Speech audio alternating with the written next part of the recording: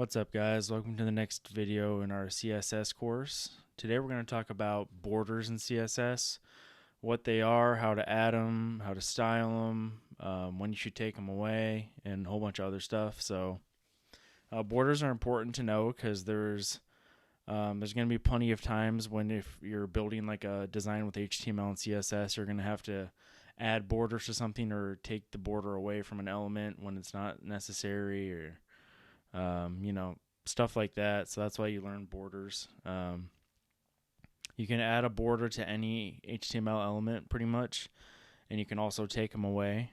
So, yep, this is just an overview. There's some borders here. See some solid ones, some colored ones. I'll show you how to write the code for borders and everything you have to know here. So, I'm going to go ahead and jump into my code. This is our CSS course code for the course. If you're following along with me, go ahead and make a new file. We're going to make this one 9 dash, we'll just call it borders.html. And I am in Visual Studio Code. I suggest, if you can, use Visual Studio Code and code along with me here. Or if you want, pause the video, watch the lesson, understand, and then watch it again, code with me, and then after that, code on your own. That's probably the best way to do it, right? To get it into your head. But you don't really have to memorize code, as I always say, but it's good to get at least some muscle memory down by doing certain things until you kind of get them in your head, right? So let's go here. We got CSS borders, name of my document. I'm going to go live, launch this with the Visual Studio Code extension called Live Server. And this is our page here. It's going to load up live. We'll get this out of the way. And we'll get started here. So what I'm going to do is I'll go ahead and make some divs. And I'll give this a class of div1. Okay. And we'll go ahead and I'm going to go below my title. I'm going to make style tags. I'm just going to make all my CSS within the HTML document. I'm not going to make a separate style sheet for this lesson. It's not necessary. But we'll go ahead and select our div1. So I'll say, dot div1. And I'll give it a width of 400 pixels. Actually, no, let's do like 800 pixels and a height of 400 pixels. Make a little rectangle. And then I'm going to save, and we can't see it now. There's nothing here, okay? Because if we didn't add like a background color, the default color is just going to be plain white. But one thing I can do to show the outline of it is add a border. So I'm going to add the border CSS property. And I'm going to write 3 separate things down. This is the border. This is shorthand for creating borders and border styles. And it's the way that you should be writing them instead of writing everything out separately. So first I go border. And then I say how big I want it. I just want it to be 1 pixel. And then I want it to be solid. And I want it to be red. Okay? So you go size, pattern, color. Save. There it is. There's our div. Because we gave it a border, now we can see it. So pretty cool, huh? So that's basically how you do a border. That's how you add a border to any element. Now you can make this bigger than 1 pix. You can make it 4 pixels thick. You can make it 10 pixels thick. You can make the border as thick as you want. 1 to 3 pixels is like what you're gonna do most of the time. Most designs, if they have stuff with borders, it's 1 to 3 pixels. You can change the pattern here. So the one that we have here is solid, but there's other ones, like you can make it dotted, for example. So let's do dotted. Now it's dotted border. You can make it dashed. There's dashed. You can make it double. So let's do double. Okay. So those are like the most common ones. I'm going to be completely honest with you. I don't think I've ever used anything other than solid in like a real website that I built. So it's mostly just going to be solid. So let's go ahead and you know what we can do is we'll make other divs. make 3 more. Say we'll just make we'll make a div with each little pattern. Why not? And then that way, if you save this in your own code file, which you should, you can go back and look at it if you ever have to. So let's just copy this down. Okay. Say div 2. And we'll make this one dashed. And we'll just give all of our divs a little bit of margins here so they're not all together. Just say div, margin top and bottom, 1 rem. 1 rem equals 16 pixels. And then left and right 0. There we go. Now we got some space. So we'll do that one dashed, and we'll do dashed in green. And then we'll make this one dotted. And we'll make it blue. And then, let's see. That should be 3. That should be 4. That's right, we got 4. Get rid of this one. Alright, blue, green, blue. We'll do the last one here, we'll do double. And this one will be yellow. Okay. So those are all the different borders and border styles that you can do. Okay. So pretty cool. So the most practical thing that you're going to do with borders is either take them off of an element that has them by default, or you're going to add what's called border radius, which makes the borders of a div or element rounded, which is really common on button elements. So let's go ahead and below our divs, I'm going to make a button. And we'll just go ahead and say click me. Okay, so here's our button. And then as you can see by default, this button has a black border, but that's not really how buttons look.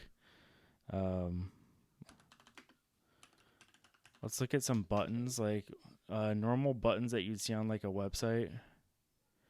They kind of look like this. Like they always have some kind of styling to them. They're usually like rounded, and then they have like a different background color, a different color.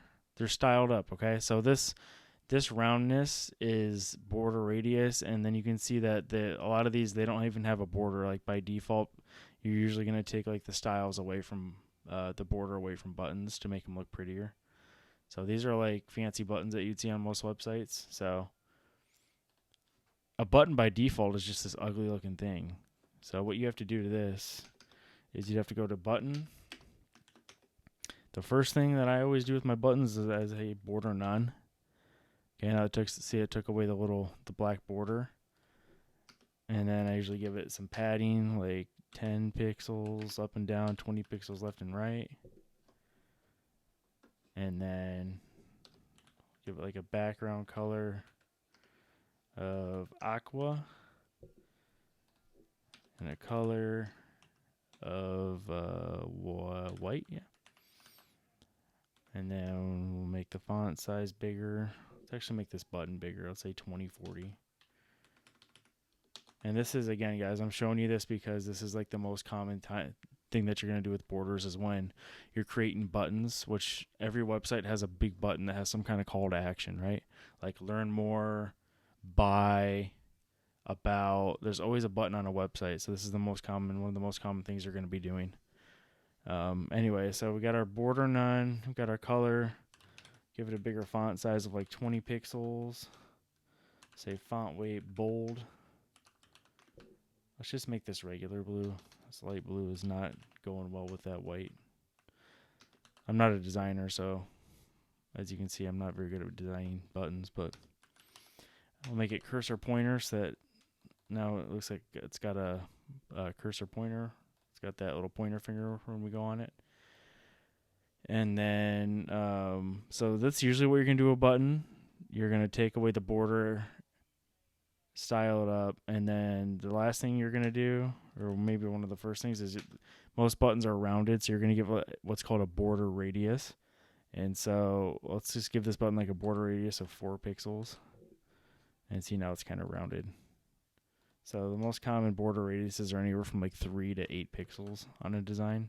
So now this went from looking like an ugly button to a more modern looking CSS button just by messing with the borders and adding some color. Okay, so again, that's the most common thing you're going to do with borders is style up your buttons. One more thing I want to show you about borders and border radius is how to make a circle. So I'm going to make one more div called div5. It's going to go on the very bottom. Just copy all this down, make it blue. Let's copy this code. And we'll say div5. So now we have another one. Did I put that above the button? Oh, I did. Okay. So this is our div5, and I'm gonna make it solid. And then I'm gonna make the height and width 400. Okay. And then I'm gonna make the border radius 50%. And that's how we make circles in CSS. If you have an element that has a height and weight, so it's like a square, you can make it a perfect circle by giving it a border radius of 50%. And that's another common thing that you'll do sometimes. A lot of times in designs, they'll have like a circle and then like something in the middle, like a number or something like that. And that's how you'll make like a smaller circle, and then you'll give it like a border radius. So we could even make this even more practical. I can make it smaller like that. And then we can put like a paragraph in here with the number 1. Okay, I see that number 1. And then we could say, well, we could center that number 1 by displaying it flex. Don't worry about this. I'll teach you how to do stuff. I'll teach you about flexbox in CSS in another video, but I'm just showing you like a practical time when you're going to use borders and border radius. Center. There we go.